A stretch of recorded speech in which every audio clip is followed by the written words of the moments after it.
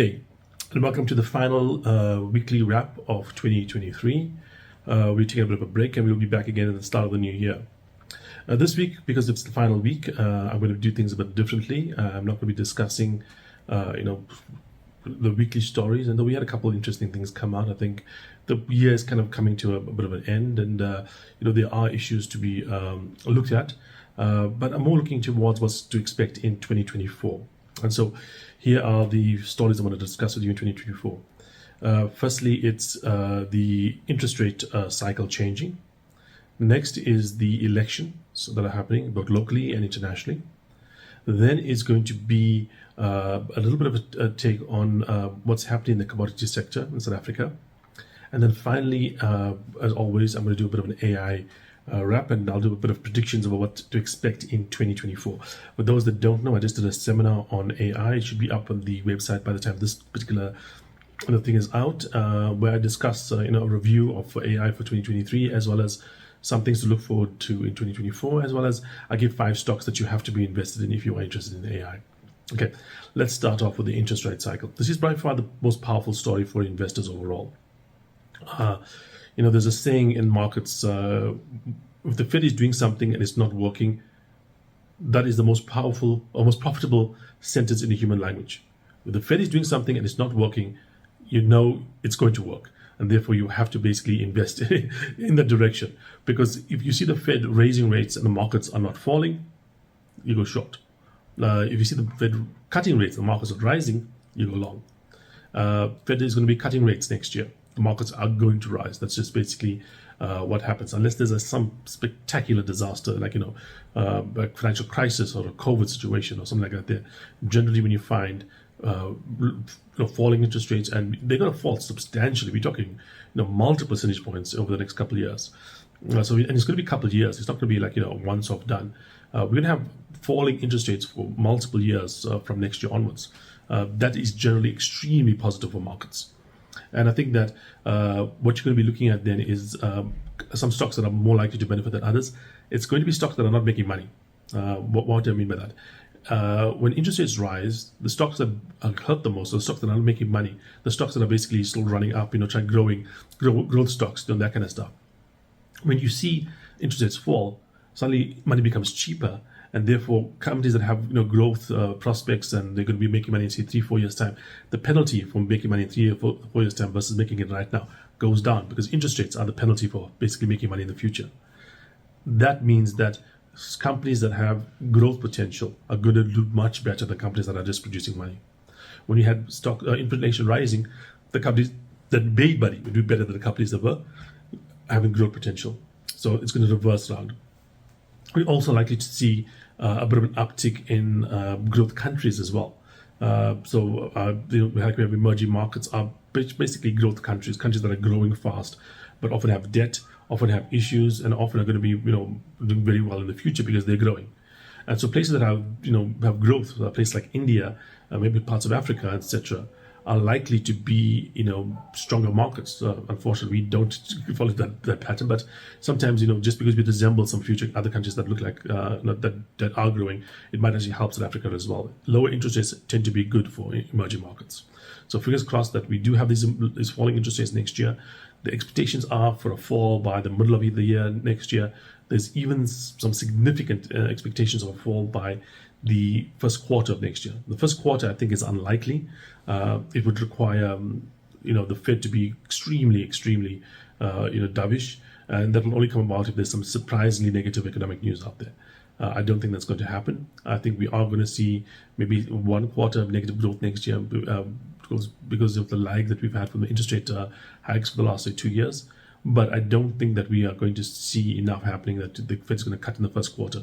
But I think the market is pretty much pricing a certainty it's going to cut in the second quarter. Okay. The next thing we're going to discuss right now is elections. I think about 40% of the world is going to be elections next year.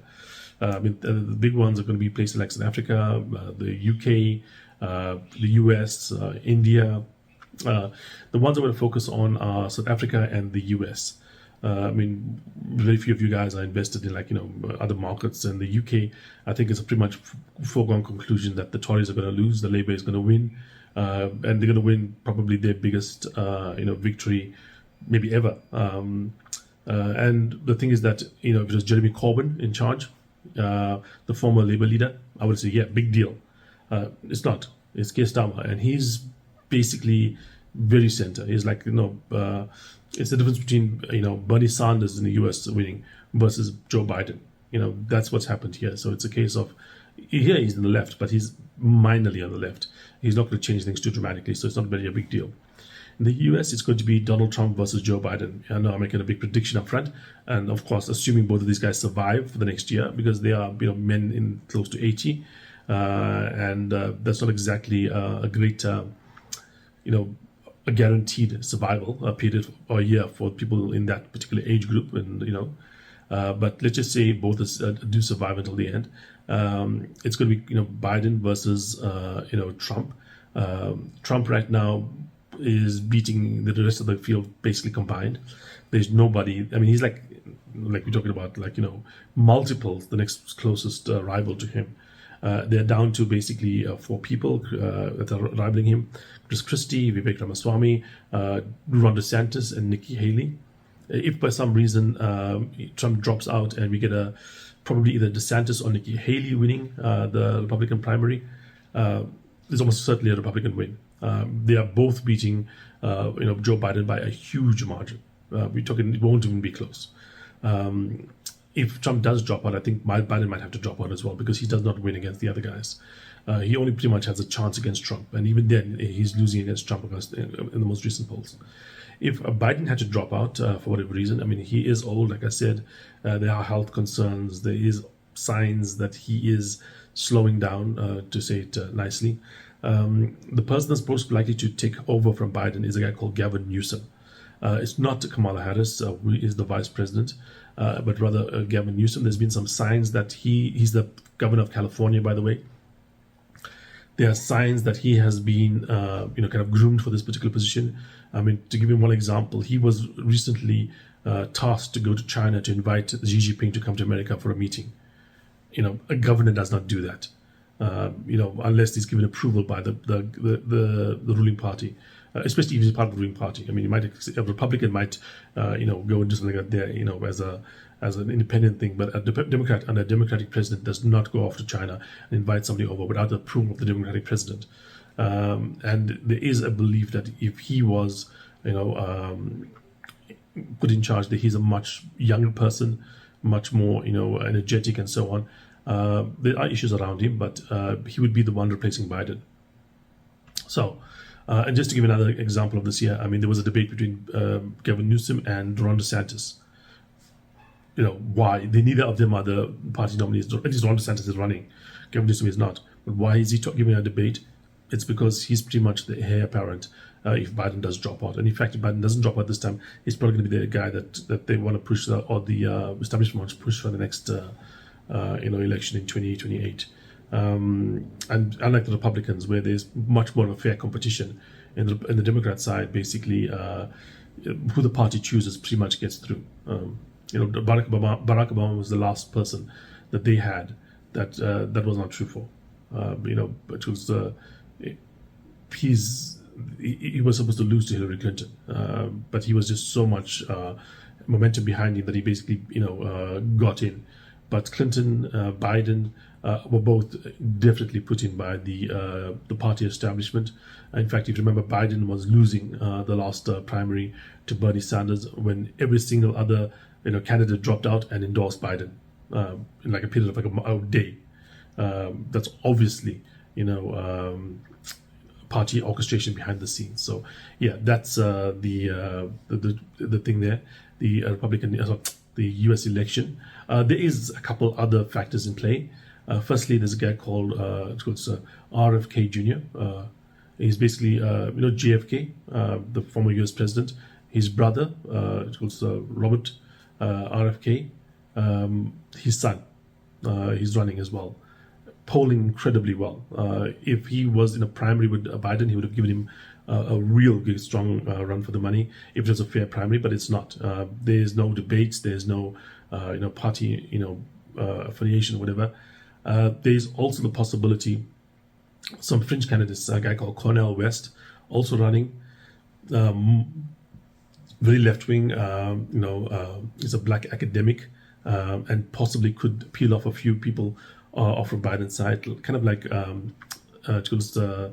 Ralph Nader did, all those years back. And some people blame him for causing the loss of Al Gore to George W. Bush.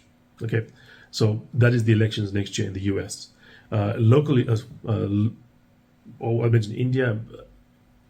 Based on the latest things, it's almost certainly going to be a BJP win again, and they seem to be, doing a really good job with regards to running that economy, fastest growing economy in the world, large economy in the world, faster than China, massive improvements in a lot of measures like poverty and so on.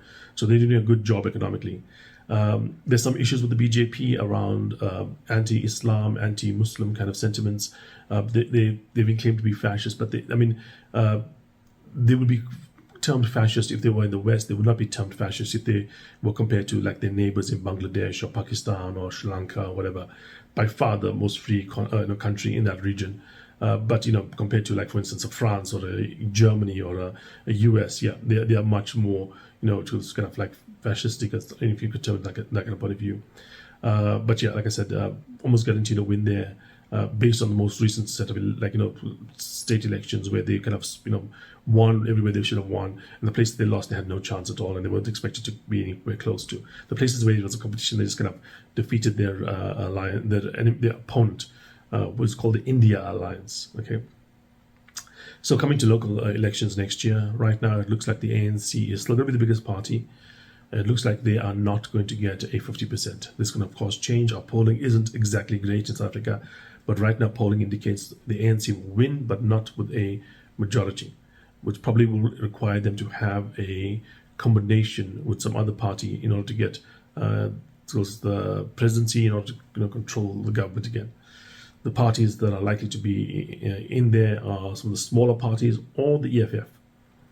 The problem with the EFF is that they have not proven to be a very reliable coalition partner previously. Just look at the chaos happening in any of the cities that they are in coalition with, either with the DA or with the ANC over the last couple of years. So it could, augur a really, really bad period in terms of, uncertainty for South Africa if we do have the ANC in partnership with the EFF. The chance of a DA-led coalition winning, I think, is very low. I think the ANC is not going to win, but it's going to be so large as a party, and they need so small a top up basically to get to 50+% that they're going to be by far the favorites to basically run the next government as well. Just it's not going to be as monolithic as the current administration, where they can do whatever they want to. But unfortunately, the partners that they're going to get are probably going to be bad in terms of making any kind of clear plan going forward. I mean, if you look at the EFF, some of the stuff that they've been arguing for recently is like Treasury was looking at the BE requirements for procurement, and the EFF is arguing, no, too much attention is being paid to prices. You must take out price as such a significant consideration. In a country like South Africa, which is broke, quite frankly, we don't have money. The idea that when government wants to buy stuff, it can't look at price as a main factor when determining whether or not to buy it or not. That is ridiculous. And that's the kind of situation we will probably have to deal with more if you have an EFF-ANC coalition governing the country next year. Next, I want to talk about what's happening with regards to commodities in South Africa. Now, this is a pretty big story, I think, at the moment, but it's going to get bigger next year. What's been happening is China is slowing down. China is slowing down. That means that commodity demand is falling. That means the people that produce commodities like the South African mines are not seeing the demand coming through, especially in places like the platinum sector. Also, we are being hurt by Transnet's issues about basically being able to ship stuff from the mines to the ocean. I mean, Kumba I know has come out and said they have billions of product, billions of rounds of the product currently that they would be selling if they could get the stuff out of the country, and they can't because of Transnet's issues. What this is translating to is that the mining companies are looking to basically cut workers. They're not making as much money as they wanted to make, and therefore they need to cut workers in order to basically have a increase in profitability or even return to profitability. That is a big issue in terms of South Africa. We're talking over 170,000 workers, 170,000 workers in the platinum sector. You can see significant job cuts there. It's the biggest employer in the mining sector. But we're also going to see job cuts in various other commodity producers out there as well. We know in South Africa that usually translates to violence. We've already seen violence occurring where miners have been held hostage by unions. People have been beaten up. I don't know if anyone's been killed, but that's happened in the past in South Africa. So yeah, that's going to be a very, very turbulent period next year. And in the time we have an election as well, it's not going to be a great sign. And then we come to AI. So what do we expect for AI next year? Like I said, I did a seminar on this just yesterday as I talk to you right now. And it'll be online with this result, so you can go look at that for more detail. But the things I want to highlight. What we expect next year is going to be the following. We're going to expect GPT-5 to come out. We're going to expect the full rollout of Gemini, which is Alphabet's, Google's AI system. We're going to expect the first models to be trained on the new chips. The new chips are going to be released by the middle of next year. And we would expect models to be trained on that and released a few months thereafter. Okay. The new chips are 10 times roughly, like an order of magnitude better than the current chips. That means either you can train with the same amount of money 10 times as much, or you can train 1/10 as money, the same thing. Right now, it looks like it's going to be the same money or more money and 10 times as much and more than 10 times as much because it's more money. We expect new releases from Twitter, from Anthropic, various new things. By next year, I suspect that most of these models are going to be multimodal. That means they're going to take in images and take in words. And a small subset of them are going to be video as well. I think we are at the point at which these things can actually see. The Google demo, though it's faked, is what you would expect if these things can see. So if you watch the Google demo for Gemini, understand that this is faked, it's not real yet, this is not how it actually works. But this is what you can do if something can see. You can see video. You can hold up something and ask questions about it. That is a very, very different interaction than typing a prompt into a machine. And I think we're going to see the first one of those things next year. We might also be getting an uptick in terms of Tesla's self-driving ability. We have seen huge, developments in self-driving over the last couple of years, but it's not yet at a point where you would say that this is, truly at a point where you would, definitely trust it to drive your kids to school. But I think that next year we are going to see an increase in the capacity, and already we are at a point where these vehicles are now safer than the average human driver. But to replace humans, you can't just be safer; you have to be much, much safer. And I think that's going to be on the cusp of happening next year. And at the same time, I do also expect a couple more things to happen. Firstly, European AI dead because of what's happened with regards to regulation. And I do want to look at what's going to be happening in the US regulatory market as well. That's, I think, is going to be a key indicator as to what to do with regards to AI investments going forward. But right now, my particular assumption is it's still the role of the big guys, still the realm of the big guys, the big companies, Microsoft, Google, Meta. Those are the guys that are playing when it comes to AI. The smaller operators out there, not yet at a point with which you can say they are going to be competitive at the moment. Okay, that's it for this week and for this year, and I look forward to seeing you guys again in 2024. Cheers.